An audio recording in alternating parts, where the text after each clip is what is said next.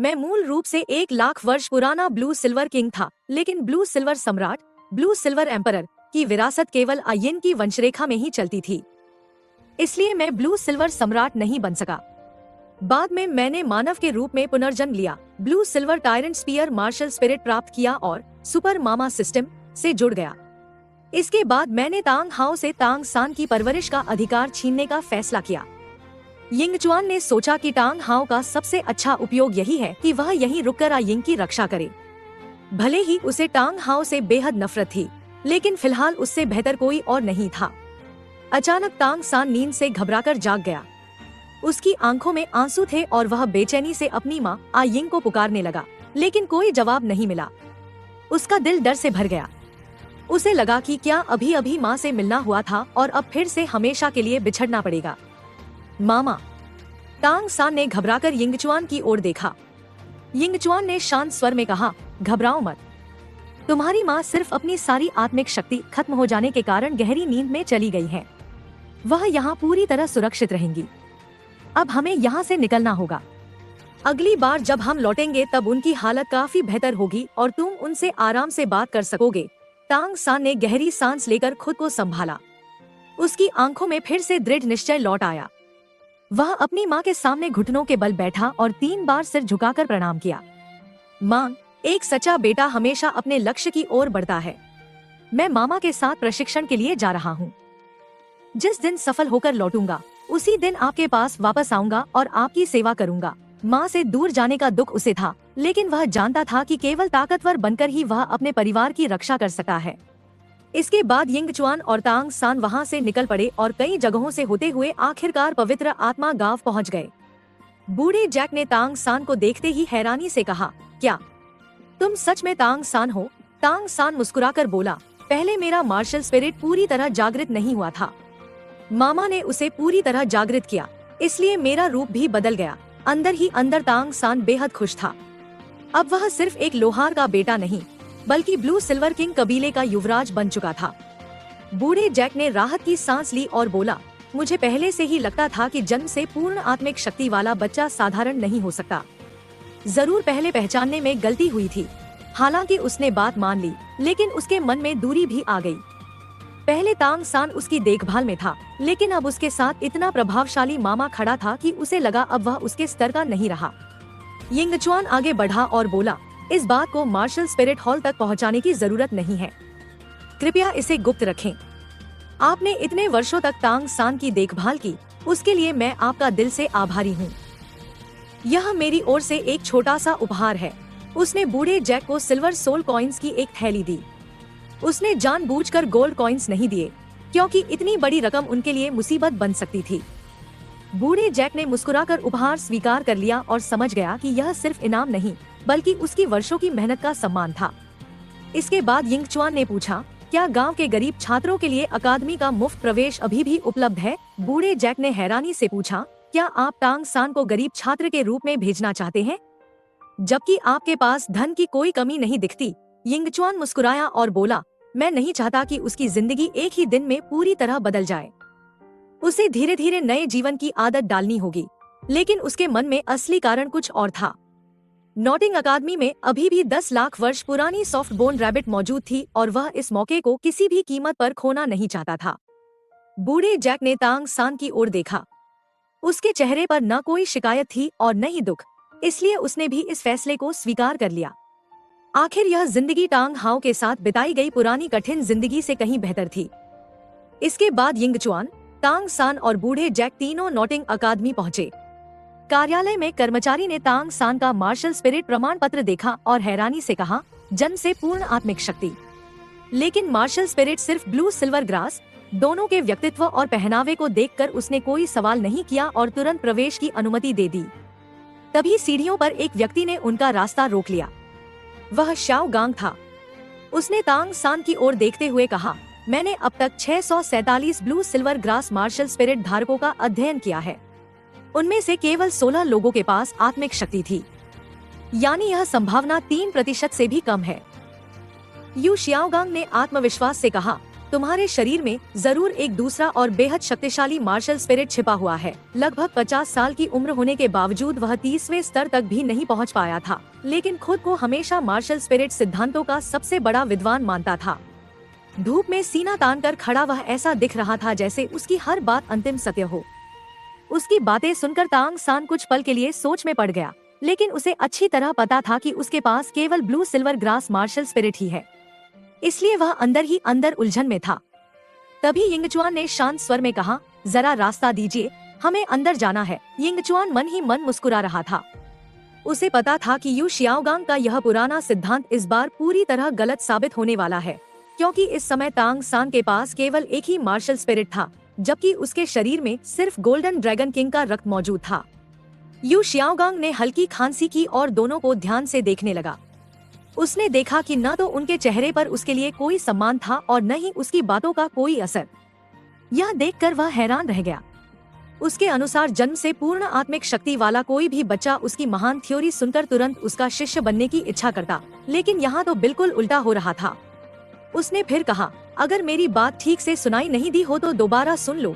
तांग सान ने विनम्र लेकिन ठंडे स्वर में उत्तर दिया, अगर आपके गले में तकलीफ है तो थोड़ा गर्म पानी पी लीजिए, अब कृपया हमें जाने दीजिए। यू शियाओगांग ने अपना शिक्षक वाला रौब दिखाते हुए कहा, रुको, मैं इस अकादमी का शिक्षक हूँ, अपना मार्शल स्पिरिट प्रमाण पत्र मुझे दिखाओ। यह सुनकर तांग सान ने बिना किसी संदेह के अपना प्रमाण पत्र उसे दे दिया। कागज देखते ही यू शियाओगांग की भौहें सिकुड़ गईं। उसमें साफ लिखा था कि तांग सान जन्म से पूर्ण आत्मिक शक्ति वाला है, लेकिन उसका मार्शल स्पिरिट केवल ब्लू सिल्वर ग्रास है। यह उसकी पूरी थ्योरी के खिलाफ था। वह किसी भी कीमत पर मानने को तैयार नहीं था कि उसकी सोच गलत हो सकती है। उसने गंभीर स्वर में पूछा, बेटा सच सच बताओ, क्या तुमने अपना दूसरा मार्शल स्पिरिट छिपा रखा है? तांग सान ने बिना झिझक उत्तर दिया, नहीं, मेरे पास केवल यही एक मार्शल स्पिरिट है। वह जानता था कि उसके ड्रैगन क्लॉ जैसी शक्ति कोई मार्शल स्पिरिट नहीं थी और उसने कभी किसी इंसान के 2 मार्शल स्पिरिट होने की बात भी नहीं सुनी थी। यू शियाओगांग का चेहरा तुरंत सख्त हो गया। उसने नाराज होकर कहा, बच्चों को झूठ बोलने की आदत नहीं डालनी चाहिए। उसके मन में पहले ही यह विचार आ चुका था कि अगर तांग सान उसका शिष्य बन गया तो वह उसकी सारी गलत आदतें निकाल देगा। तभी यिंगचुआन चुपचाप आगे बढ़ा और तांग सान को अपने पीछे कर लिया। अगले ही पल उसके शरीर से एक जबरदस्त दबाव निकला जिसने यू शियाओगांग को 2 कदम पीछे हटने पर मजबूर कर दिया। लेकिन फिर भी यू शियाओगांग जिद पर अड़ा रहा। उसने ऊंची आवाज में कहा, यह असंभव है। मेरी 10 महान मार्शल स्पिरिट मूल प्रतिस्पर्धा सिद्धांत कभी गलत नहीं हो सकती। ब्लू सिल्वर ग्रास जैसा मार्शल स्पिरिट जन्म से पूर्ण आत्मिक शक्ति नहीं दे सकता। इस लड़के के पास जरूर दूसरा मार्शल स्पिरिट है। एक अभिभावक होने के नाते आपको बच्चे के झूठ का साथ नहीं देना चाहिए। यह सुनते ही तांग सान का गुस्सा भड़क उठा। उसके सामने कोई उसके मामा का अपमान कर रहा था। उसकी आंखों में क्रोध चमक उठा और उसकी आस्तीन के भीतर छिपा साइलेंट स्लीव एरो पूरी तरह तैयार हो गया। यिंगचुआन ने शांत लेकिन कड़े स्वर में कहा, गुरुजी, ड्रैगन और सांप कभी एक ही जगह नहीं रहते। जुड़वा मार्शल स्पिरिट तभी संभव होते हैं जब दोनों की शक्ति लगभग समान हो।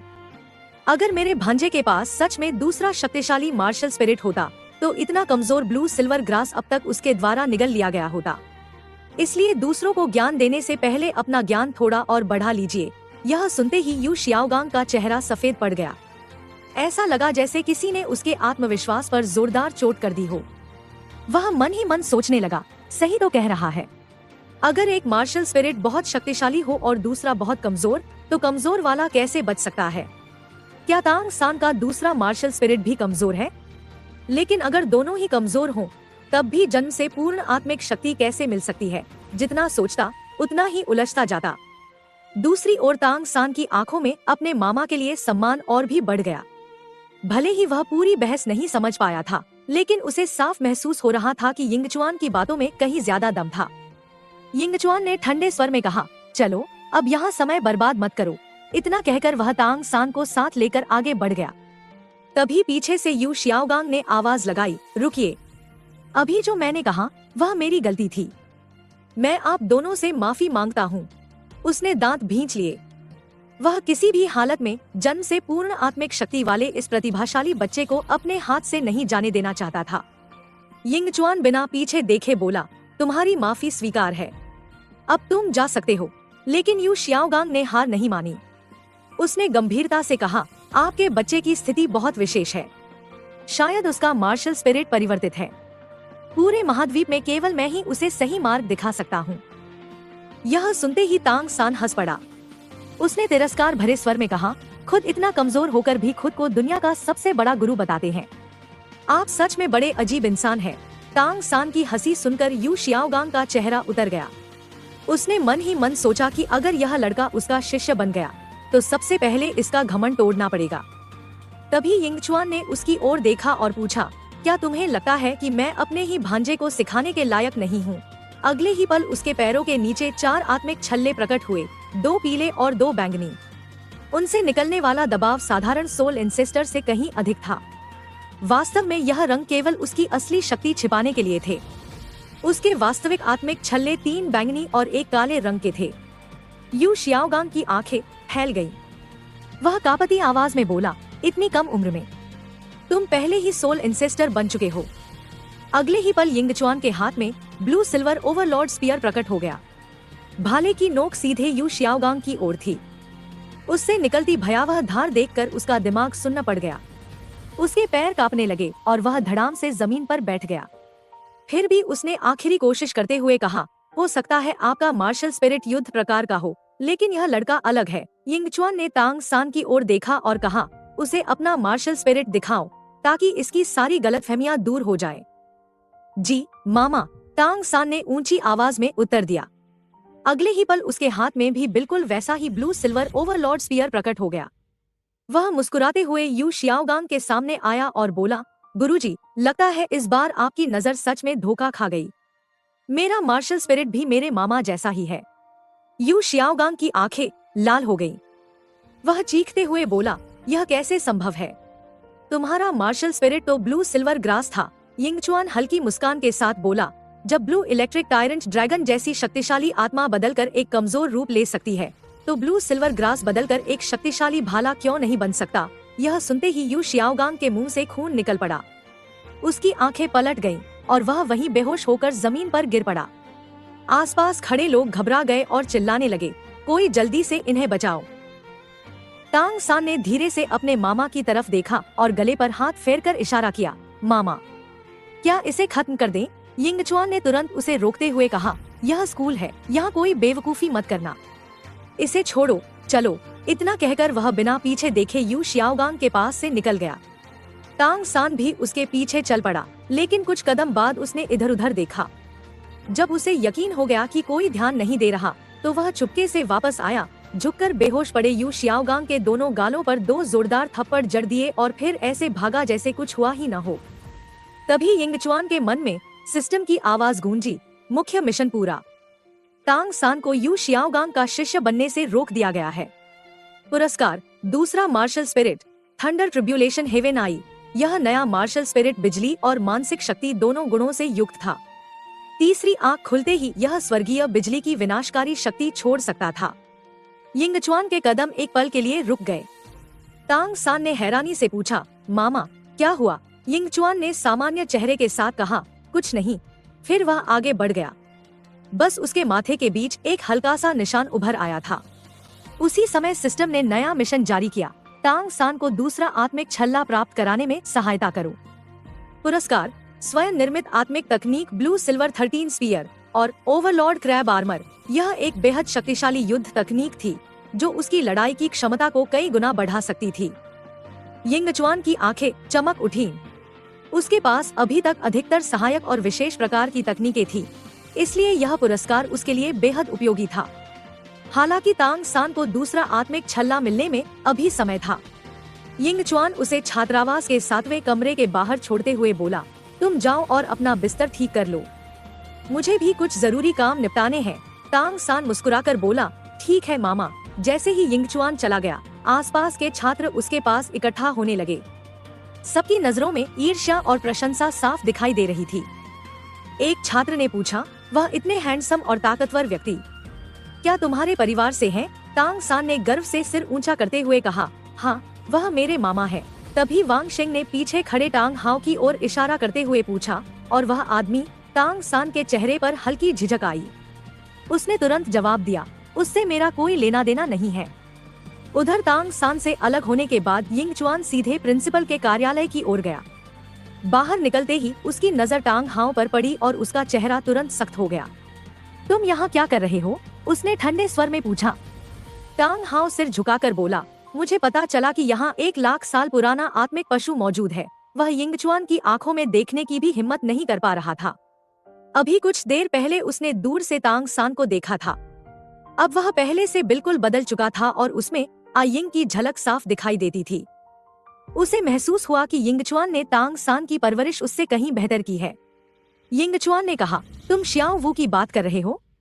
मैं उसे जानता हूँ, लेकिन अभी उससे भी जरूरी काम है। मैंने तुम्हारी पत्नी आयिंग को ब्लू सिल्वर वन में पुनर्जीवित कर दिया है। फिलहाल उसकी शक्ति केवल 1000 साल के स्तर पर है। यहाँ तांग सान की जिम्मेदारी मैं संभाल लूंगा। तुम तुरंत वापस जाओ और मेरी बहन की रक्षा करो। यह सुनते ही टांग हाओ का पूरा शरीर कांप उठा। उसकी आंखों से आंसू अपने आप बहने लगे। क्या आयिंग सचमुच जीवित हो गई? अगले ही पल यिंगचुआन ने गुस्से में उसे एक थप्पड़ मार दिया और डांटते हुए बोला, अब रोने का नाटक मत करो। अगर तुम उसे पहले ही मेरे पास ले आते तो वह बहुत पहले जीवित हो जाती। तुमने उसे वर्षों तक एक गुफा में छोड़ रखा, जहाँ न सही देखभाल मिली और न पोषण। मेरी बहन की जिंदगी की सबसे बड़ी तकलीफ तुम ही रहे हो। इतना कहकर उसने टांग हाओ को एक जोरदार लात भी मार दी, लेकिन टांग हाओ ने कोई विरोध नहीं किया। वह जमीन पर बैठा हंसते रोते बस यही दोहराता रहा, आयिंग वापस आ गई, मेरी आयिंग वापस आ गई। यिंगचुआन ने झुंझलाकर कहा, बस करो, थोड़ा अपनी शक्ल सूरत का भी ध्यान रखो। बाहर मेरी बहन और तांग सान की बदनामी मत करवाना। अभी तुरंत ब्लू सिल्वर वन जाओ और उसकी रक्षा करो।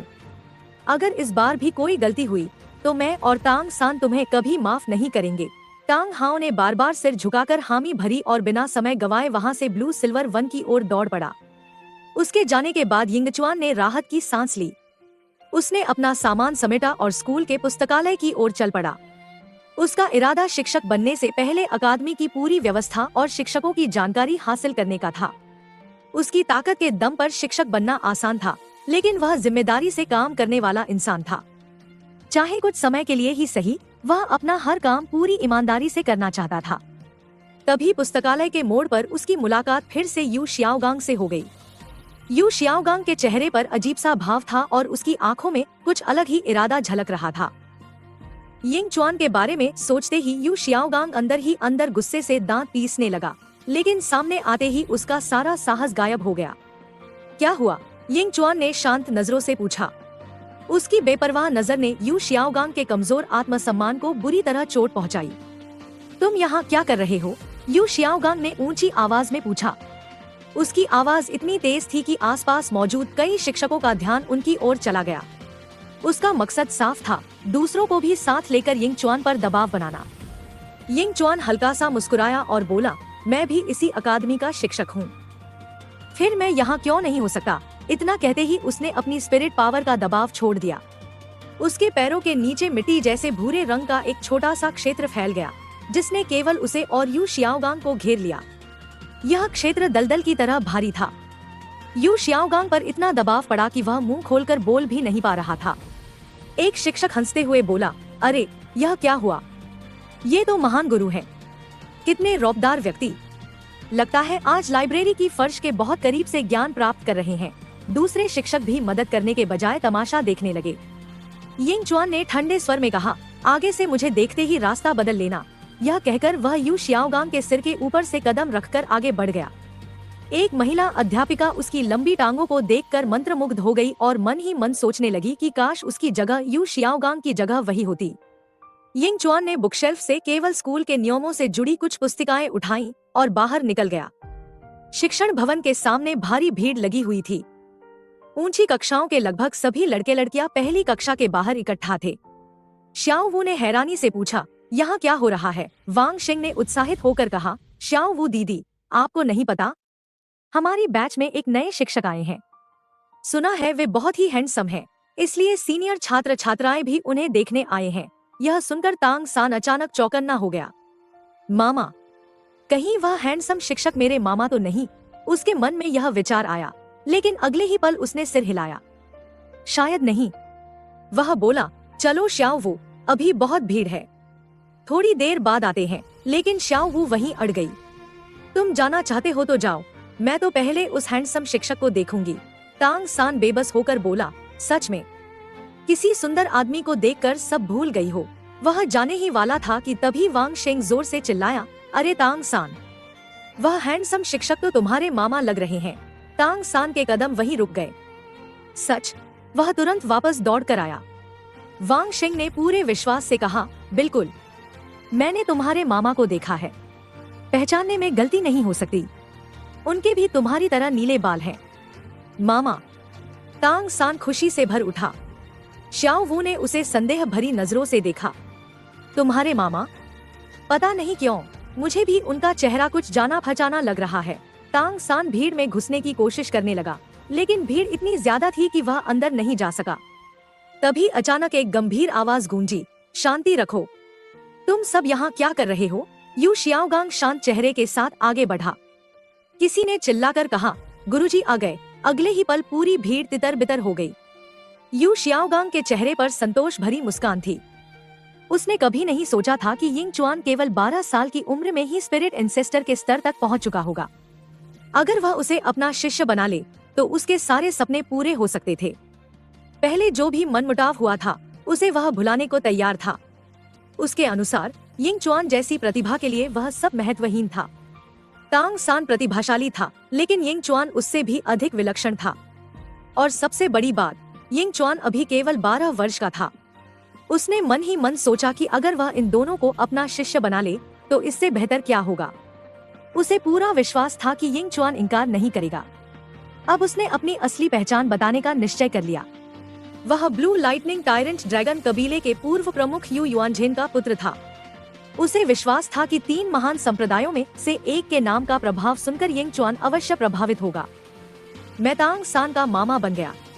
मैं मूल रूप से 1 लाख वर्ष पुराना ब्लू सिल्वर किंग था, लेकिन ब्लू सिल्वर सम्राट, ब्लू सिल्वर एम्परर की विरासत केवल आयेन की वंशरेखा में ही चलती थी। इसलिए मैं ब्लू सिल्वर सम्राट नहीं बन सका। बाद में मैंने मानव के रूप में पुनर्जन्म लिया, blue silver tyrant spear martial spirit प्राप्त किया और सुपर मामा सिस्टम से जुड़ गया। इसके बाद मैंने तांग हाओ से तांग सान की परवरिश का अधिकार छीनने का फैसला किया। तांग सान ने यू शियाओगांग के चेहरे पर अब भी वही घमंडी भाव देखा तो उसके मन में घृणा भर गई। मामा? वह तेजी से यू शियाओगांग को पार करके कक्षा में पहुंचा और देखा कि यिंग चुआन पहले से ही मंच पर खड़े थे। उन्हें देखते ही उसकी आंखें चमक उठी। सफेद लंबा कोट और आकर्षक व्यक्तित्व में शिक्षक बने उसके मामा बेहद शानदार लग रहे थे। Good morning teacher. तांग सान तुरंत सावधान की मुद्रा में खड़ा हो गया। उसके पीछे खड़ी श्याओ वू ने आश्चर्य से यिंग चुआन की ओर उंगली उठाते हुए कहा, अरे यह तो वही आदमी है, यह यहाँ कैसे? वह मन ही मन सोचने लगी कि यह ठंडे स्वभाव वाला ब्लू सिल्वर टायरेंट तो स्टार डो जंगल में होना चाहिए था, कहीं यह उसका पीछा करते हुए यहाँ तक तो नहीं आ गया।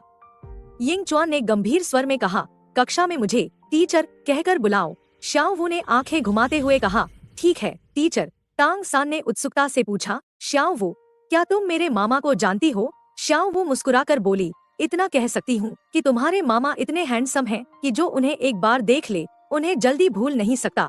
तांग सान तुरंत बोला, कृपया सही शब्द इस्तेमाल करो। मेरे मामा सिर्फ हैंडसम नहीं बल्कि बेहद वीर और आकर्षक हैं। श्याओ वू हंस पड़ी, अच्छा, मान लिया, तुम तो मजाक भी नहीं समझते। तभी यू शियाओगांग कक्षा में आया और बोला, यिंग चुआन, अब मुझे तुम्हारी असली उम्र का पता चल गया है। क्लास खत्म होने के बाद हम दोनों बात करेंगे। उसके चेहरे पर पूरा आत्मविश्वास था। उसे लगा कि यिंग चुआन किसी साधारण परिवार से है, इसलिए उसे आसानी से दबाया जा सकता है। तांग सान ने मन ही मन सोचा, यह आदमी मेरे मामा को धमका रहा है, सचमुच इसे अपनी मौत बुलानी है। यिंग चुआन ने शांत स्वर में कहा, गुरुजी, मैं अभी कक्षा ले रहा हूँ। उनका शांत और गंभीर चेहरा देखकर पूरी कक्षा कुछ पल के लिए स्तब्ध रह गई। यू शियाओगांग बोला, ठीक है, छुट्टी के बाद स्कूल के पीछे वाले छोटे जंगल में मिलना। तुम आओगे है ना? उसने धीमी आवाज में कहा। यिंग चुआन ने पहली बार उसकी ओर तेज नजरों से देखा। उनके क्षेत्र का हल्का सा दबाव फैलते ही यू शियाओगांग के माथे पर ठंडा पसीना आ गया और उसके पैर कांपने लगे। वह ठीक से खड़ा भी नहीं रह पाया। उसने मन ही मन सोचा, अगर यह सच में पागल हो गया तो मेरा क्या होगा? आखिरकार वह बोला, मैं चलता हूँ, तुम्हारा इंतजार करूंगा। इतना कहकर वह जल्दी से वहाँ से निकल गया। यिंग चुआन ने उसकी ओर दोबारा ध्यान भी नहीं दिया, लेकिन तांग सान ने उसकी हर बात साफ साफ सुन ली। स्कूल के पीछे वाला जंगल है ना? तांग सान की आंखों में ठंडी चमक उभर आई। मेरे मामा को धमकाने की हिम्मत की है, अब इसकी सजा इसे जरूर मिलेगी। कक्षा समाप्त होने के बाद यिंग चुआन सीधे अपनी साधना में लग गए। यू शियाओगांग की चुनौती को उन्होंने पूरी तरह नजरअंदाज कर दिया, क्योंकि वह उसे अपने लायक प्रतिद्वंद्वी ही नहीं मानते थे। लेकिन स्कूल के पीछे वाले जंगल में तांग सान पहले ही पहुंच चुका था। उसने मन ही मन कहा, अगर मामा नहीं आए तो उनकी जगह मैं ही इसका हिसाब चुकाऊंगा। उसने पहले से खोदे हुए गड्ढे और जाल अच्छी तरह छिपा दिए। उसने ऐसा समय चुना था जब वहाँ कोई और न हो। चारों ओर ध्यान से देखने के बाद वह एक बड़े पेड़ पर चढ़कर छिप गया। कुछ देर बाद यू शियाओगांग वहाँ पहुँचा। उसके हाथ में एक छोटा सा दर्पण था। वह बार बार अपना खड़ा होने का अंदाज ठीक कर रहा था और धीरे धीरे अपनी बातें दोहरा रहा था। यिंग चुआन, मैं ब्लू लाइटनिंग टायरेंट ड्रैगन कबीले के पूर्व युवा उत्तराधिकारी का पुत्र हूँ। मेरे सामने बदतमीजी मत करना। फिर उसने सिर हिलाया, नहीं, यह कुछ ज्यादा कठोर लग रहा है। उसने फिर कहा, मैं ब्लू लाइटनिंग टायरेंट ड्रैगन कबीले से हूँ। तुम मुझसे दुश्मनी लेने की हैसियत नहीं रखते। लेकिन यह भी उसे ठीक नहीं लगा।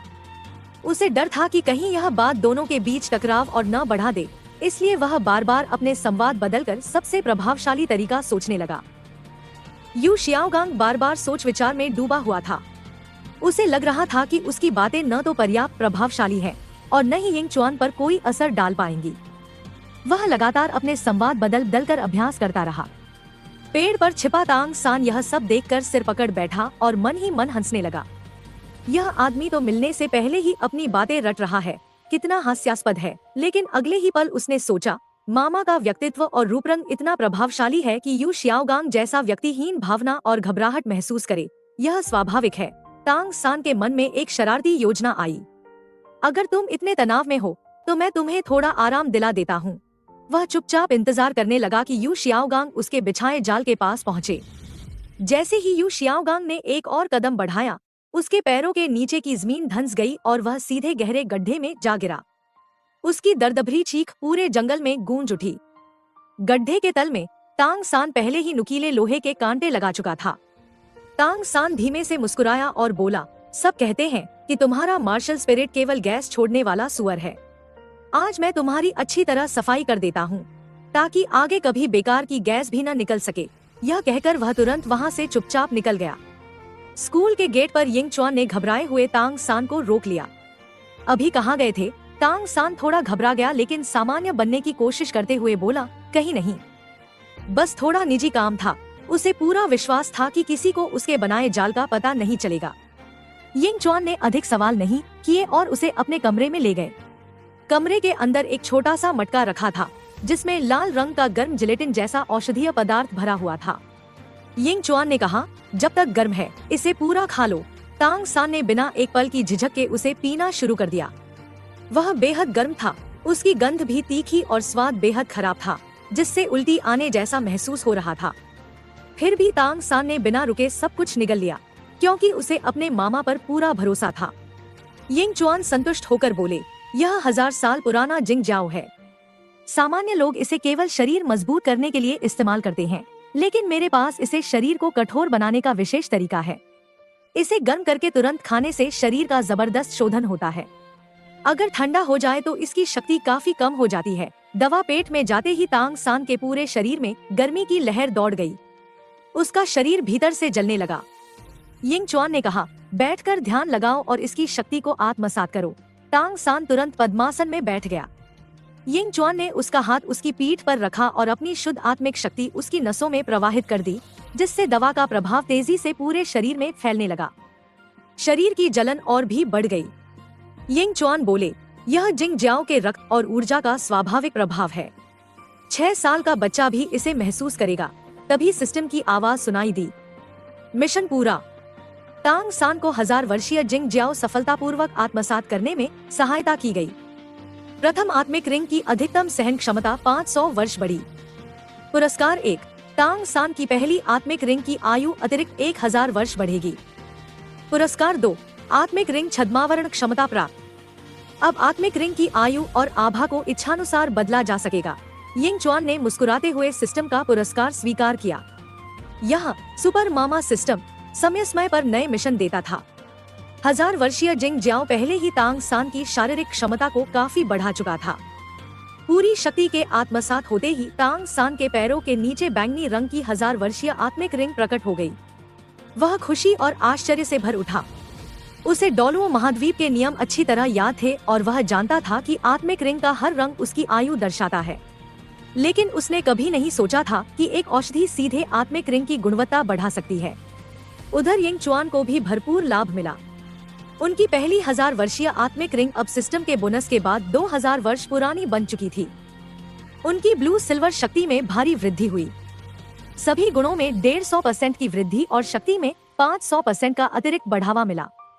अपने पिछले जीवन में 9 लाख वर्ष पुराने ब्लू सिल्वर किंग के रूप में भी उनके ब्लू सिल्वर की शक्ति इतनी प्रभावशाली थी।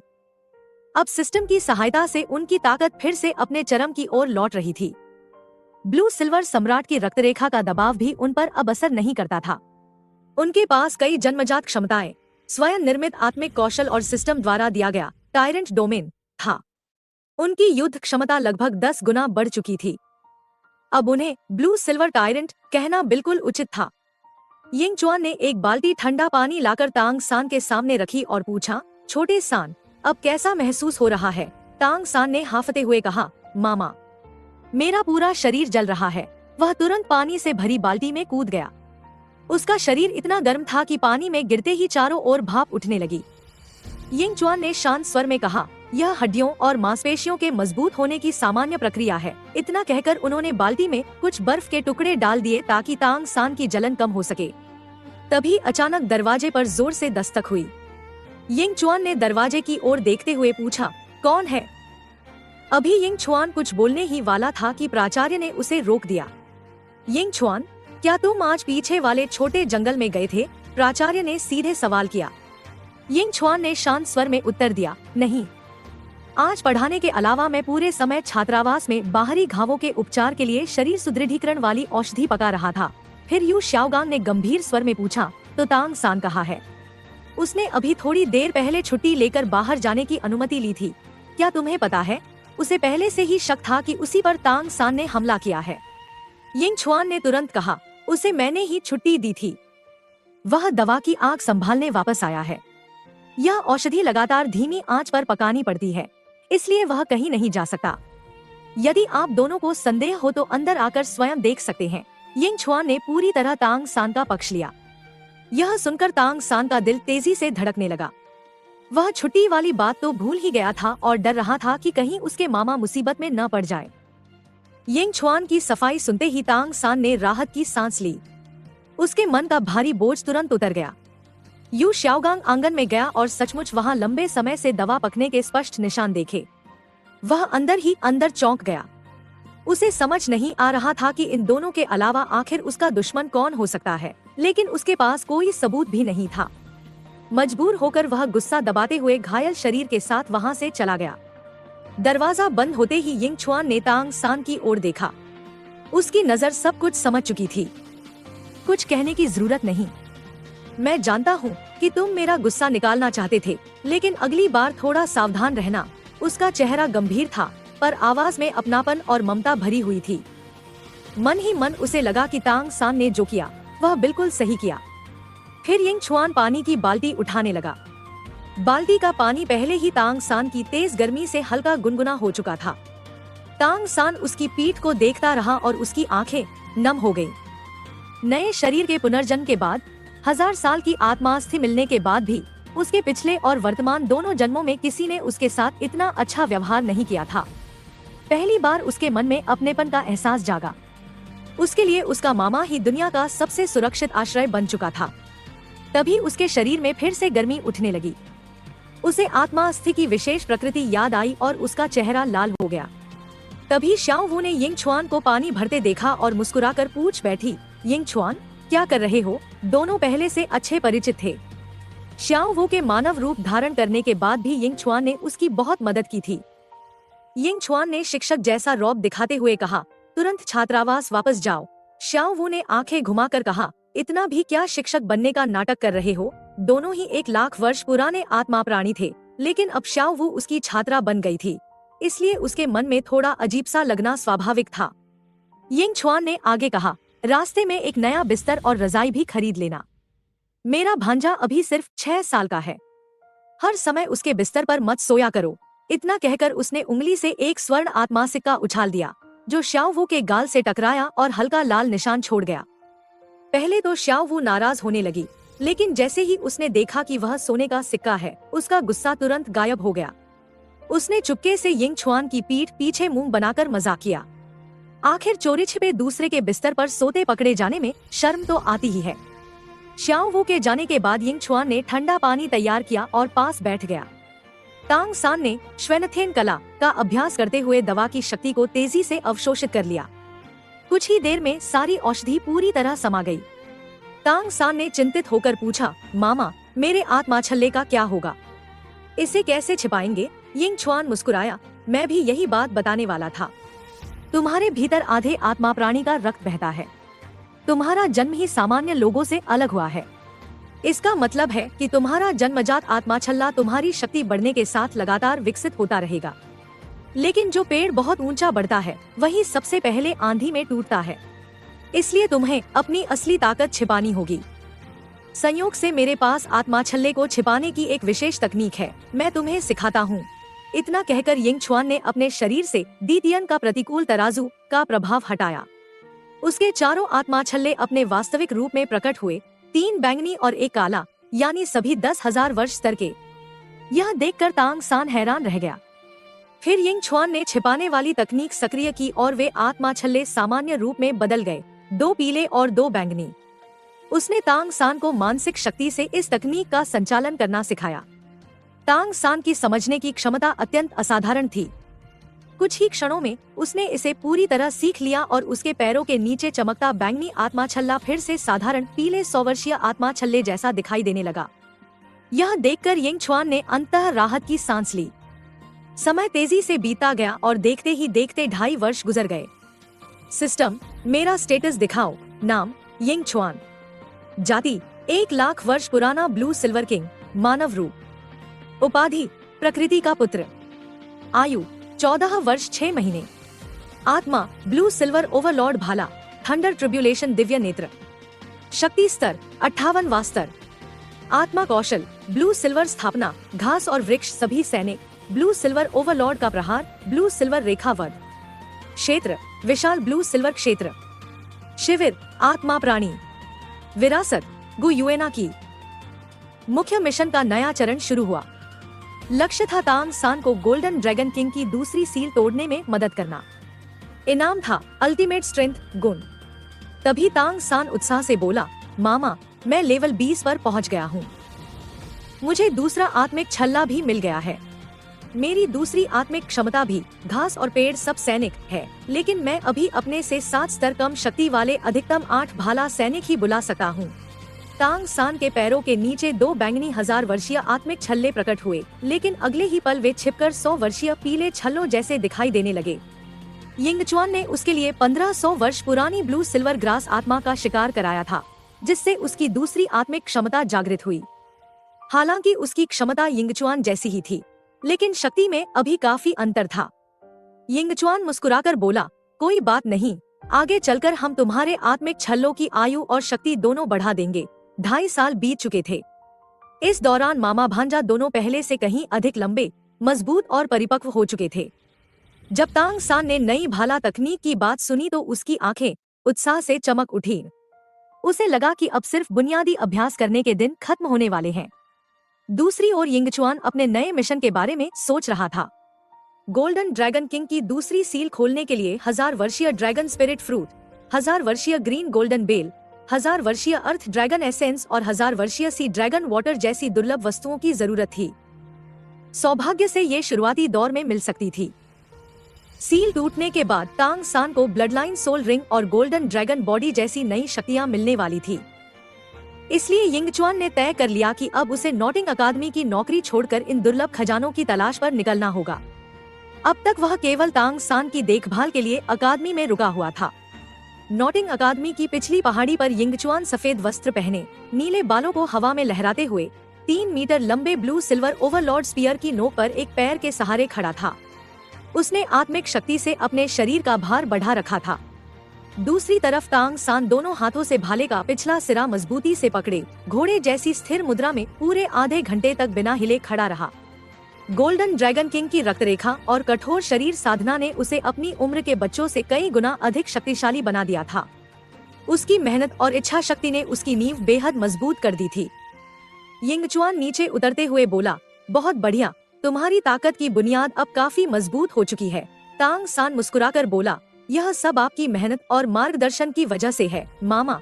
प्रशिक्षण खत्म होने के बाद दोनों भोजनालय पहुँचे। यिंगचुआन ने हमेशा की तरह 100 से भी अधिक व्यंजन मंगवा लिए। अकादमी के शिक्षक और छात्र अब इस नजारे के आदी हो चुके थे। सब जानते थे कि शालीन और सुसंस्कृत यिंगचुआन के साथ रहने वाला उसका भांजा तांग सान इतना खाता है कि मानो पूरा भोजनालय खाली कर देगा। गोल्डन ड्रैगन किंग की शक्ति का अभ्यास करने के कारण उसके शरीर को सामान्य लोगों से कई गुना अधिक भोजन चाहिए होता था। अभ्यास वाले दिनों में तो उसकी भूख और भी बढ़ जाती थी। इतने सारे खाली बर्तन देखकर तांग सान झेम गया। उसे लगा कि कहीं वह अपने मामा पर बहुत ज्यादा बोझ तो नहीं बन रहा। यिंगचुआन ने उसकी तरफ देखकर कहा, जितना मन करे उतना खाओ, क्या मैं तुम्हें इतना भी नहीं खिला सकता?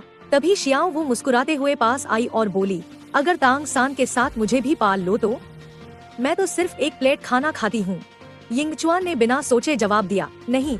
फिर उसने हंसते हुए कहा, जो कुछ है वह सब तांग सान के लिए ही काफी मुश्किल से पड़ता है। यह सुनकर शियाओ वू ने होंठ फुला लिए और बोली, आप तो बहुत पक्षपात करते हैं।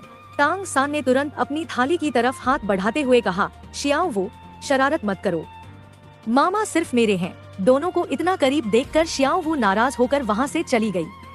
यिंगचुआन ने मुस्कुराकर कहा, पहले आराम से खाना खत्म करो, उसके बाद मैं तुम्हें ओवरलॉर्ड क्रैब आर्मर तकनीक सिखाऊंगा। वह हमेशा की तरह बड़े सलीके से खाना खा रहा था, जबकि तांग सान तेजी से खाना खत्म करने में लगा था। थोड़ी ही देर में मेज पर रखी 100 से ज्यादा मछलियाँ भी खत्म हो गयी। खाना खाने के बाद दोनों फिर पिछली पहाड़ी पर लौट आए। यिंगचुआन ने ब्लू सिल्वर ओवरलॉर्ड स्पीयर हाथ में लेकर समझाना शुरू किया। Overlord crab armour blue silver 13 spear की तीसरी तकनीक है। यह एक विशेष रक्षात्मक भाला कला है। सही समय पर शक्ति का विस्फोट करके यह दुश्मन के हमले की ताकत उसी पर लौटा देती है। इससे दूर से आने वाले छिपे हुए हथियारों और पास से किए गए हथियारों के हमले दोनों रोके जा सकते हैं। फिर उसने तांग सान की ओर देखते हुए कहा, तुम छिपे हुए हथियारों के इस्तेमाल में सबसे माहिर हो, इसलिए मुझ पर अपने हथियारों से हमला करके इसे परखो।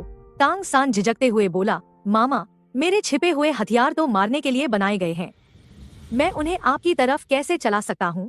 यिंगचुआन ने दृढ़ आवाज में कहा, जब मैंने कहा है तो बेझिझक हमला करो, किसी बात की चिंता मत करो। मजबूर होकर तांग सान ने अपना सबसे कमजोर छिपा हुआ हथियार बाहर निकाल लिया। सभी तीर एक ही पल में पलटकर वापस लौट आए और तांग सान के पैरों के पास आकर गिर गए। यिंगचुआन ने संतोष से सिर हिलाते हुए कहा, जब तुम इस तकनीक में पूरी तरह निपुण हो जाओगे, तब किसी भी दूर से आने वाले हमले को उसी दुश्मन की ओर वापस मोड़ सकोगे। जैसे जैसे तुम्हारी शक्ति बढ़ेगी, यह तकनीक तुम्हारी सबसे बड़ी रक्षा बनेगी। तांग सान उत्साह से बोला, मामा, मैं ब्लू सिल्वर 13 भाला तकनीक को जरूर पूरी तरह सीखूंगा। इसके बाद यिंगचुआन ने पूरे धैर्य के साथ उसे हाथ पकड़कर अभ्यास कराया। पूरे दिन की कड़ी मेहनत के बाद तांग सान किसी तरह ओवरलॉर्ड क्रैब आर्मर तकनीक का इस्तेमाल करने लगा। उसके मन में तरह तरह के भाव उठ रहे थे। यिंगचुआन ने उसे साधना कराई, उसकी हर तरह से देखभाल की और इतना बड़ा उपकार किया कि वह जीवन भर भी उसका ऋण नहीं चुका सकता था। उसके पास तांग संप्रदाय की अनेक गुप्त तकनीकें थी, लेकिन संप्रदाय के नियमों के कारण वह उन्हें यिंगचुआन को नहीं सिखा सकता था। यही बात उसे भीतर से परेशान कर रही थी। तभी यिंगचुआन ने नरम आवाज में कहा, श्याओ सान, मैंने नॉटिंग अकादमी की नौकरी छोड़ने का फैसला किया है। मुझे कुछ समय के लिए यहाँ से जाना होगा। गोल्डन ड्रैगन किंग की दूसरी मुहर खोलने के लिए आवश्यक दुर्लभ खजाने जुटाने थे, साथ ही आगे की तीसरी और चौथी मुहर के लिए भी तैयारी करनी थी, इसलिए उसका जाना जरूरी था। यह सुनते ही तांग सान का चेहरा सफेद पड़ गया। उसे कभी लगा ही नहीं था कि एक दिन उसे अपने मामा से अलग होना पड़ेगा। इतने वर्षों की परवरिश और साथ ने यिंगचुआन को उसकी जिंदगी का सबसे बड़ा सहारा बना दिया था। उसके बिना वह खुद को बिल्कुल अकेला महसूस करने लगा। उसने घबराकर कहा, मामा मैं भी आपके साथ चलूंगा। यिंगचुआन ने उसके सिर पर हाथ फेरते हुए मुस्कुराकर कहा, नहीं, तुम यहीं रहो। 6 महीने के अंदर मैं जरूर लौट आऊंगा। इस दौरान मन लगाकर साधना करना, समय पर खाना खाना और जब मैं वापस आऊं तब मुझे पहले से भी ज्यादा मजबूत तांग सान दिखाई देना चाहिए। तांग सान की आंखें भर आईं। उसे आधा दिन भी मामा से दूर रहना मुश्किल लगता था, फिर पूरे 6 महीने कैसे बीतेंगे। यिंगचुआन ने उसे एक स्टोरेज सोल गाइड रिंग देते हुए कहा, इसमें अगले 6 महीने का पूरा खर्च रखा है, कभी खुद को तकलीफ मत देना। उसने अनुमान लगाया कि 2 साल के भीतर तांग सान 30वें स्तर पर पहुंच जाएगा और तीसरा आत्मिक छल्ला प्राप्त करेगा। तब तक वह निश्चित रूप से वापस लौट आएगा। तांग सान ने अंगूठी कसकर पकड़ ली। आंसू उसकी आंखों से लगातार बह रहे थे। उसे अपने पिता के साथ बिताए दिन याद आए और फिर मामा द्वारा दिए गए स्नेह की तुलना करते हुए उसका दिल और भी भर आया। उसने रुंधे गले से पूछा, मामा 6 महीने बाद क्या आप फिर से नॉटिंग अकादमी में शिक्षक बनकर लौटेंगे। यिंगचुआन ने धीरे से सिर हिलाया और कहा, नॉटिंग अकादमी तो मेरे लिए सिर्फ कुछ समय रुकने की जगह थी। लौटने के बाद भी मैं यहाँ शिक्षक नहीं बनूंगा। मैंने स्कूल की सारी औपचारिकताएं पूरी कर ली हैं। मैं कल ही निकल जाऊंगा। वह तांग सान को समझाता रहा, जबकि तांग सान आंसू पोंछकर खुद को मजबूत दिखाने की कोशिश करता हुआ बोला, मामा मैं आपका इंतजार करूंगा। उस रात तांग सान पूरी रात सो नहीं पाया। करवटें बदलते हुए उसने किसी तरह रात बिताई। अगले दिन जब वह कक्षा में पहुंचा तो उसने देखा कि मंच पर नया शिक्षक खड़ा था। वह और कोई नहीं बल्कि यू शियाओगांग था। तांग सान का मन और भी उदास हो गया। यू शियाओगांग ने मुस्कुराते हुए कहा, बच्चों मेरा नाम यू शियाओगांग है। लोग मुझे मास्टर कहते हैं। पूरे महाद्वीप में मेरे सिद्धांतों की बहुत प्रतिष्ठा है। अब से मैं तुम्हारा नया कक्षा शिक्षक हूँ। बाहर से वह आत्मविश्वास से भरा दिख रहा था, लेकिन भीतर ही भीतर बेहद खुश था। यिंगचुआन के जाने के बाद अब तांग सान अकेला था और उसे लगा कि यही सही मौका है उसे अपना शिष्य बनाने का। हालांकि तांग सान यू शियाओगांग को बिल्कुल पसंद नहीं करता था और उसकी किसी भी बात को महत्व नहीं देता था, लेकिन यू शियाओगांग के मन में असली लक्ष्य हमेशा से यिंगचुआन ही था। वह उसे अपना शिष्य नहीं बना पाया था, जिसका उसे बहुत अफसोस था। 15 साल से भी कम उम्र में यिंगचुआन 5वें आत्मिक छल्ले के करीब पहुंच चुका था। पूरे महाद्वीप में ऐसा प्रतिभाशाली युवक मिलना लगभग असंभव था। यू शियाओगांग को पूरा विश्वास था कि भविष्य में यिंगचुआन अवश्य ही टाइटल डॉलो बनेगा। अगर वह पहले तांग सान को अपना शिष्य बना ले तो उसी बहाने यिंगचुआन के करीब पहुंच सकता है और भविष्य में एक महान टाइटल डॉलो का गुरु कहलाकर पूरी दुनिया का सम्मान पा सकता है। यू शियाओगांग मन ही मन सोच रहा था कि वह अपने ज्ञान के बल पर यिंगचुआन की पूरी साधना का मार्ग तय करेगा और अपने सिद्धांतों से उसे प्रभावित कर देगा। उसकी नजर तांग सान पर टिकी हुई थी, लेकिन उसके मन में असली योजना यिंगचुआन को अपना शिष्य बनाने की थी। उसे पहले से पता था कि यिंगचुआन की उम्र बहुत कम है, लेकिन यह जानकर वह हैरान था कि 15 साल की उम्र भी पूरी होने से पहले वह 5वां आत्मिक छल्ला प्राप्त कर चुका था। उसके अनुसार इतना बड़ा प्रतिभाशाली युवक यदि उसके जैसे महान सिद्धांतकार का मार्गदर्शन न पाए तो भविष्य में गलत रास्ते पर जा सकता है। यू शियाओगांग के लिए यिंगचुआन को सर्वोच्च शिखर तक पहुंचाना न केवल उसका सपना था, बल्कि अपने सिद्धांतों को सही साबित करने का सबसे अच्छा मौका भी था। उसने मन ही मन कल्पना की कि यदि तांग सान और यिंगचुआन दोनों उसके शिष्य बन जाएं, तो पूरे महाद्वीप में उसका नाम गूंज उठेगा। यह सोचकर उसने गला साफ किया और बोला, बच्चों अब कक्षा शुरू करते हैं। लेकिन तांग सान का ध्यान पढ़ाई में बिल्कुल नहीं था। वह ऊपर से शांत बैठा था, जबकि भीतर ही भीतर गुप्त साधना तकनीक चलाकर आत्मिक शक्ति का अभ्यास कर रहा था। उसे यू शियाओगांग का पूरा पाठ समय की बर्बादी लग रहा था। अचानक यू शियाओगांग ने उसका नाम पुकारा, तांग सान। ध्यान टूटते ही तांग सान लगभग साधना में गड़बड़ी का शिकार हो गया। वह धीरे से खड़ा हुआ।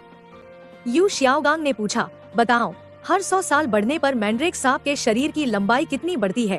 तांग सान ने बिना किसी झिझक के उत्तर दिया, मुझे नहीं पता। उसके लिए ऐसा साधारण आत्मिक पशु जानने लायक भी नहीं था। यू शियाओगांग ने तुरंत डांटते हुए कहा, कक्षा में इतनी लापरवाही, बाहर जाकर खड़े रहो और छुट्टी के बाद मेरे कार्यालय में मिलना। उसने जानबूझकर कक्षा अध्यापक होने का फायदा उठाकर तांग सान को परेशान किया। तांग सान ने बस आंखें घुमाई, बिना बहस किए बाहर गया और दरवाजे के पास जमीन पर बैठकर फिर से साधना करने लगा। अंदर यू शियाओगांग ने जानबूझकर ऊंची आवाज में कहा, देखो बच्चों, जो विद्यार्थी अनुशासन नहीं मानते उनका यही हाल होता है। अब हम आगे पढ़ाई जारी रखते हैं। बाहर बैठा तांग सान सब सुन रहा था। उसने मन ही मन तय किया कि बाद में मौका मिलने पर इस आदमी को सबक जरूर सिखाएगा, लेकिन फिलहाल साधना ज्यादा जरूरी थी। कुछ देर बाद यू शियाओगांग बाहर आया। उसने देखा कि तांग सान अभी भी ध्यान में बैठा है। वह गुस्से से चिल्लाया, मैंने तुम्हें खड़े रहने की सजा दी थी, बैठकर ध्यान लगाने की नहीं। तुरंत खड़े हो जाओ। तांग सान ने उसकी ओर देखा तक नहीं। इससे यू शियाओगांग का अहंकार और भड़क उठा। उसने आगे बढ़कर तांग सान के कंधे को पकड़कर उठाने की कोशिश की, लेकिन जैसे ही उसका हाथ कंधे पर पड़ा, उसे लगा मानो वह लोहे के पहाड़ को हिलाने की कोशिश कर रहा हो। तांग सान का शरीर बिल्कुल नहीं हिला।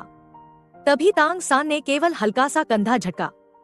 यिंगचुआन द्वारा सिखाई गई ओवरलॉर्ड क्रैब आर्मर की शक्ति फूट पड़ी और यू शियाओगांग हवा में उछलकर सीधे दीवार से जा टकराया। जोरदार धमाके के साथ वह दीवार में धंस गया और उसी समय बेहोश हो गया। इतनी बड़ी आवाज सुनकर पूरी शिक्षण इमारत में हड़कंप मच गया। सबसे पहले शियाओ वू दौड़कर बाहर आई। यिंगचुआन ने जाते समय उसे खास तौर पर कहा था कि अगर तांग सान को हल्की सी भी चोट पहुंचे तो तुरंत उसे खबर करना। इसलिए वह हमेशा तांग सान पर नजर रखती थी। तांग सान मुस्कुराकर बोला, मैं बिल्कुल ठीक हूँ। उसने मन ही मन सोचा कि यिंगचुआन द्वारा सिखाई गई यह तकनीक सचमुच कमाल की है। बिना भाले के केवल शरीर की ताकत से ही यू शियाओगांग को कई महीनों तक बिस्तर पर भेजा जा सकता है। थोड़ी देर बाद सभी विद्यार्थी वापस कक्षा में चले गए। तभी प्राचार्य भी वहां पहुंच गए। उन्होंने बेहोश पड़े यू शियाओगांग को दीवार से निकालकर किनारे रखा और गंभीर नजरों से तांग सान की ओर देखने लगे। उनके मन में दुविधा थी। एक ओर यू शियाओगांग का संबंध ब्लू इलेक्ट्रिक टायरेंट ड्रैगन परिवार से था, दूसरी ओर यिंगचुआन जैसा 15 साल से कम उम्र का 5वां आत्मिक छल्ला धारण करने वाला महान प्रतिभाशाली युवक था, जो भविष्य में निश्चित रूप से टाइटल डॉलो बनने वाला था। ऐसे व्यक्ति को नाराज करना बिल्कुल ठीक नहीं था। तांग सान ने शांत स्वर में कहा, उसे मैंने घायल किया है, लेकिन यह आत्मरक्षा थी। मैं ध्यान में बैठा था। उसने अचानक मुझे छेड़ा, जिससे मेरी साधना बिगड़ सकती थी। मैंने केवल स्वाभाविक प्रतिक्रिया दी। मुझे नहीं पता था कि वह इतना कमजोर निकलेगा। प्राचार्य ने नाराज होकर कहा, युवा अवस्था में इतना घमंड ठीक नहीं होता। तांग सान ने बिना डरे उत्तर दिया, युवा होने का मतलब ही साहस है। मैं यिंगचुआन मामा की ब्लू सिल्वर ओवरलॉर्ड स्पीयर कला सीख रहा हूँ। इस मार्ग पर चलने वाला कभी अन्याय के सामने सिर नहीं झुकाता। आज गलती पूरी तरह यू शियाओगांग की थी। यह सुनकर प्राचार्य के पैरों के नीचे 4 आत्मिक छल्ले प्रकट हो गए। उन्होंने अपनी आत्मिक शक्ति का दबाव तांग सान पर छोड़ दिया ताकि उसका घमंड तोड़ सके। भारी दबाव के कारण तांग सान के घुटने धीरे धीरे झुकने लगे। तभी अचानक आसमान से चांदी जैसी चमकती रोशनी बिजली की तरह नीचे उतरी। ब्लू सिल्वर ओवरलॉर्ड स्पीयर आकर उनके सामने जमीन में धंस गया और एक ही पल में पूरा दबाव समाप्त हो गया। उसी समय दूर से यिंगचुआन की बर्फ जैसी ठंडी और दबंग आवाज गूंजी, मैं अभी थोड़ी देर के लिए ही बाहर गया था और किसी की हिम्मत हो गई कि मेरे भांजे को सताएं? यिंगचुआन के पैरों के नीचे 5 आत्मिक छल्ले एक एक करके प्रकट हो गए। उनमें 5वां काला 10,000 वर्ष पुराना आत्मिक छल्ला सबसे अधिक भयावह दिखाई दे रहा था। यह दृश्य देखते ही नॉटिंग अकादमी के प्राचार्य के शरीर से ठंडा पसीना बहने लगा। कुछ ही क्षण पहले तक उनका जो घमंड और रौब था, वह पूरी तरह गायब हो चुका था। उन्हें लगा था कि यिंगचुआन बहुत पहले ही अकादमी छोड़कर जा चुका है, लेकिन उन्होंने कभी नहीं सोचा था कि वह अचानक वापस लौट आएगा। एक ऐसे सोल किंग का क्रोध, जिसके पास 10,000 वर्ष पुराना आत्मिक छल्ला हो, वह बिल्कुल भी सहन नहीं कर सकते थे। कापती आवाज में प्राचार्य बोले, लॉर्ड यिंगचुआन, कृपया मेरी बात सुनिए। मैं सब समझा सकता हूँ। घबराहट में उन्होंने अपनी बाहों में बेहोश पड़े यू शियाओगांग को भी जमीन पर गिरा दिया। दूसरी बार चोट लगने से यू शियाओगांग के मुंह से फिर खून निकल पड़ा। प्राचार्य जल्दी से बोले, मेरा इससे कोई खास संबंध नहीं है। तभी तांग सान खुशी से दौड़कर बोला, मामा, आपने तो कहा था कि आप 6 महीने बाद लौटेंगे, लेकिन आप इतनी जल्दी वापस कैसे आ गए? यिंगचुआन ने केवल मुस्कुराकर कहा, पहले तुम छात्रावास जाकर अपना सामान समेट लो। यह सुनते ही तांग सान का सारा डर और चिंता खत्म हो गई। अब उसे अकेले नॉटिंग अकादमी में रहने की जरूरत नहीं थी। शियाओ वू ने तांग सान को और सवाल पूछने से रोक लिया और दोनों जल्दी से छात्रावास की ओर चले गए। उनके जाने के बाद यिंगचुआन ने शांत नजरों से बेहोश पड़े यू शियाओगांग और कांपते हुए प्राचार्य की ओर देखा। उसकी आंखें शांत थीं, लेकिन उनमें ऐसी ठंडक थी कि प्राचार्य को लगा उनकी जान और मौत का फैसला इसी व्यक्ति के एक विचार पर निर्भर है।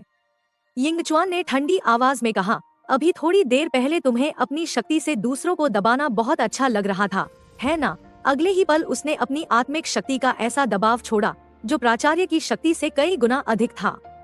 ब्लू सिल्वर ओवरलॉर्ड स्पीयर से निकली भारी ऊर्जा पहाड़ जैसी बनकर प्राचार्य के ऊपर टूट पड़ी। उनका पूरा शरीर जमीन पर जकड़ गया, हाथ पैर तक हिल नहीं पा रहे थे। चेहरा लाल पड़ गया और सांस लेना भी मुश्किल हो गया। वे लगभग बेहोश होने वाले थे। काफी देर बाद यिंगचुआन ने अपना दबाव वापस लिया और बोला, तांग सान और शियाओ वू अब मेरे साथ जाएंगे। हमारी तलाश करने की कोशिश मत करना। यू शियाओगांग से दूरी बनाकर रखना और अपनी जुबान पर भी नियंत्रण रखना। इतना कहकर उसने अपना भाला समेटा और वहां से चला गया। उसके जाते ही प्राचार्य जमीन पर गिर पड़े। उनका पूरा शरीर पसीने से भीग चुका था। केवल यू शियाओगांग की वजह से उन्होंने न केवल एक महान प्रतिभाशाली युवक को नाराज कर दिया, बल्कि तांग सान और शियाओ वू जैसे दो असाधारण विद्यार्थियों को भी खो दिया। यह सौदा उनके लिए पूरी तरह घाटे का साबित हुआ। छात्रावास में शियाओ वू ढेर सारा सामान उठाए दोनों को देख रही थी। उसने देखा कि यिंगचुआन और तांग सान के पास भंडारण वाली आत्मिक अंगूठियां हैं, इसलिए उसका मन भी ललचा गया। वह मासूमियत से बोली, यिंगचुआन, अब तो हम अच्छे दोस्त बन गए हैं। क्या मुझे भी एक स्टोरेज रिंग नहीं मिलेगी? यिंगचुआन ने बिना कुछ कहे एक स्टोरेज रिंग उसकी तरफ उछाल दी। अंगूठी सीधा उसके माथे पर लगी और वहाँ एक छोटा सा लाल निशान बन गया। दर्द तो हुआ, लेकिन जैसे ही उसने अंगूठी पकड़ी, उसके चेहरे पर खुशी लौट आई। वह हंसते हुए बोली, धन्यवाद मामा। आम दिनों में शियाओ वू शरारती रहती थी, लेकिन यिंगचुआन के सामने वह हमेशा आज्ञाकारी बन जाती थी।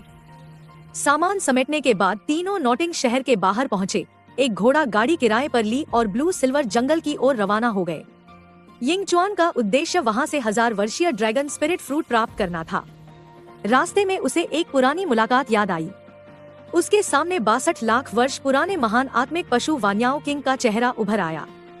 वान्याओ किंग ने पहली बार यिंगचुआन को देखकर आश्चर्य से कहा था, तुम प्रकृति के पुत्र कैसे बन गए? यिंगचुआन ने शांत स्वर में उत्तर दिया, मुझे पूरा विश्वास है कि मैं एक दिन देवता बनूंगा। यदि मैं सफल हो गया तो तुम्हारा भविष्य भी सुरक्षित रहेगा, और यदि असफल हुआ तो भी प्रकृति का प्राचीन वृक्ष तुम्हारी रक्षा करेगा। वान्याओ किंग ने ठंडी हंसी के साथ कहा, हमारी शर्त मत भूलना। यदि तुम 20 वर्ष की उम्र से पहले 90वें स्तर पर पहुंच गए, तो मैं स्वयं तुम्हारा 9वां आत्मिक छल्ला बन जाऊंगा। लेकिन यदि ऐसा नहीं कर पाए, तो तुम्हारी जान मेरी होगी। अभी तुम्हारी उम्र 15 वर्ष भी नहीं हुई और तुम्हारे पास केवल 5 आत्मिक छल्ले हैं। 5 साल के भीतर टाइटल डॉलो बनकर दिखाओ, तब मैं मानूंगा। वान्याओ किंग यिंगचुआन की प्रतिभा से प्रभावित जरूर था, लेकिन पूरी तरह उसके अधीन होने को तैयार नहीं था। उसके मन में अपनी अलग योजना थी। शुरुआत में वह केवल एक विशेष ब्लू सिल्वर किंग को ढूंढना चाहता था, लेकिन संयोग से उसे यिंगचुआन जैसा अद्भुत प्रतिभाशाली युवक मिल गया। वह सोच चुका था कि यदि 5 साल बाद यिंगचुआन शर्त पूरी नहीं कर पाया, तो उसे अपना अधीनस्थ बना लेगा। तभी यिंगचुआन ने हाथ आगे बढ़ाकर कहा, ग्रीन गोल्डन बेल, अर्थ ड्रैगन एसेंस और सी ड्रैगन वाटर मुझे दे दो। इससे पहले भी वह कई बार वान्याओ किंग से साधना के लिए दुर्लभ संसाधन ले चुका था और वान्याओ किंग लगभग हर बार उसकी सहायता करता रहा था। वान्याओ किंग के लिए ये निम्न स्तर के दुर्लभ खजाने कोई बड़ी बात नहीं थे। वह जानबूझकर यिंगचुआन को ये आध्यात्मिक जड़ी बूटियां देता था। उसकी योजना थी कि यिंगचुआन इनका अत्यधिक उपयोग करे, जिससे उसकी साधना की नींव कमजोर हो जाए और 5 साल बाद वह 90वें स्तर तक न पहुंच सके। तब वह आसानी से उसे अपना अधीनस्थ बना लेगा। मन मारकर वान्याओ किंग ने चारों दुर्लभ खजाने निकालकर यिंगचुआन को दे दिए। उन्हें लेने के बाद भी यिंगचुआन रुका नहीं। उसने गोल्डन ड्रैगन किंग की तीसरी और चौथी मुहर खोलने के लिए जरूरी दूसरी दुर्लभ वस्तुएं भी मांग ली। 1000 वर्षीय earth dragon essence, ice water spirit grass, rock longevity grass, 7 dragon heaven wine, pine forest mushroom और पर्पल क्लाउड वुड। यह सुनकर वान्याओ किंग हैरान रह गया और बड़बड़ाया, तुम्हारा लालच कभी खत्म नहीं होता। आखिरकार उसने केवल rock longevity grass, pine forest mushroom और पर्पल क्लाउड वुड ही दिए, क्योंकि बाकी चीजें उसके पास नहीं थी। बहुत पहले वान्याओ किंग ने यिंगचुआन से पूछा था, तुम्हारी जन्मजात क्षमता इतनी अद्भुत है कि यदि आत्मिक पशु के रूप में साधना करते रहो, तो आराम से 4 लाख वर्ष की शक्ति प्राप्त कर सकते हो। फिर इंसान का रूप क्यों धारण किया? मनुष्य तो रूप बदल चुके आत्मिक पशुओं को देखकर केवल उनका आत्मिक छल्ला और आत्मिक अस्थि हासिल करना चाहते हैं। इतनी लंबी आयु छोड़कर इंसानों के बीच आना क्या समझदारी है। तब यिंगचुआन ने शांत स्वर में उत्तर दिया था, यदि मैं रूप न बदलूं, तो लाखों वर्षों की साधना के बाद भी शायद तुमसे आगे न निकल सकूं। लेकिन मनुष्य बनकर मैं 100 वर्षों के भीतर तुम्हें पीछे छोड़ सकता हूँ। जिस दिन मैं 98वें स्तर पर पहुँच जाऊंगा, उस दिन तुम्हारी लाखों वर्षों की साधना भी मेरे सामने कुछ नहीं होगी। यह सुनकर वान्याओ किंग बहुत देर तक उसे समझाता रहा, लेकिन अंत में दीतियान ने बीच में आकर मामला शांत कराया। उसी दिन से वान्याओ किंग के मन में यिंगचुआन के लिए सम्मान, ईर्ष्या और सतर्कता, तीनों भाव एक साथ बस गए। वर्तमान में लौटकर वान्याओ किंग ने हरे रंग की एक दुर्लभ धातु का टुकड़ा निकाला और कहा, यह वही जीवन धातु है जिसे तुमने पहले सिल्वर ड्रैगन किंग को भेंट किया था। उन्हें पता चला कि तुम्हारी बहन आयिन को इसकी जरूरत है, इसलिए उन्होंने इसे तुम्हें वापस भेजा है। यह खजाना अत्यंत दुर्लभ था।